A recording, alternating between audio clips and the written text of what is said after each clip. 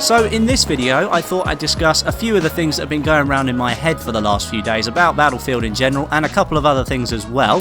The first thing that I wanted to talk about is what the difference is between an ammo pack and an ammo box. Now, people have been slightly confused. I've received a couple of private messages on YouTube about this. There is a difference. The ammo pack will actually stick onto somebody who requires ammo if you throw it near them, or if they run past one that's been left on the ground, it will actually stick to them and then give them ammo. It won't give anyone else ammo, so it's like an individual ammo boost for that player.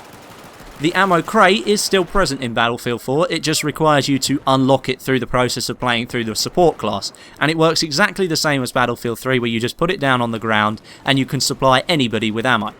I'm guessing the idea behind it is if you've just got a quick somebody that you want to give ammo to, you can do that. I believe you can actually equip the ammo pack and the ammo box in your sort of two slots for your gadget, so you can actually carry both. I don't see what the benefit would actually be, but you can carry both, I believe. This system works exactly the same for the assault class with the health packs and the health boxes, i.e. if you want to throw a health pack, it will simply stick to a soldier that's running by, or you can drop a health box and it works exactly the same as Battlefield 3, where it will heal anybody who stands in the radius of it. One really good tip I have for you, if you have the option to revive somebody, i.e. you can see the revive icon on the screen, best idea for the assault class, for me at least anyway, is to give them a quick revive to get them up to 20%, and then throw a health pack at them, which will then stick to them and then get them back up to full health. It means that you don't have to charge the defibs all the way up for 2 seconds to get them to 100%, because of course sometimes people can be out in the open and it's hard to revive them without getting shot, so I find that a really good tactic to use. Another thing that I've actually found that people might find a little bit difficult to use, I did when I first picked it up, is the XM25. The way it's supposed to be used is you lock onto a target, or at least the cover that your target is standing behind, you let it lock on, and then you simply aim up a little bit and it will fire over the top of the cover and explode above your enemy, killing it. Of course, in practice that's a little bit harder to use, and people just use it to spam the airburst bullets that come out of it, which is still a really good tactic, I have to say, especially the elevators on Seas of Shanghai Conquest. When you're at the top of that tower, it can be a godsend if somebody's standing there with an XM25 and you haven't put your C4 in front of the door. Sniping, as you may or may not know in Battlefield 4, has gone under a few changes. There are now 2 ways to kill your enemies at long distance with your weapon. You can either choose to calculate the bullet drop yourself, or you can zero your weapon to the correct distance, aim on the head, and 9 times out of 10, you'll hit your target. In order to zero your weapon to the correct length for your target, you need to know how far away he is. So in order to do that, you need to get out your PLD on the recon class, you need to look through your binoculars and find the range, and that's conveniently located just below the center crosshairs. Once you've done that, you can then get your sniper rifle back out, aim at your target and zero to the correct length. So for the sake of argument, let's say your target is 210 meters away. You'll then need to zero your weapon to 200 meters, aim directly at his head, and you'll find there's no bullet drop when you fire that bullet, and 9 times out of 10, as I said before, you will hit your target. The only slight problem with this system is when you have a distance that's in between 2 zeroing increments. Let's say you're between 200 and 300, you can zero it to 300 or you can zero it to 200, and then you have to simply calculate above and below the head just how far away you think that enemy is. So if it's 0 to 300 meters and it's 270, what you need to do is aim just below the head, and if it's 0 to 300 and it's actually 330 meters away, you'll need to aim just above the head in order to make sure it actually hits.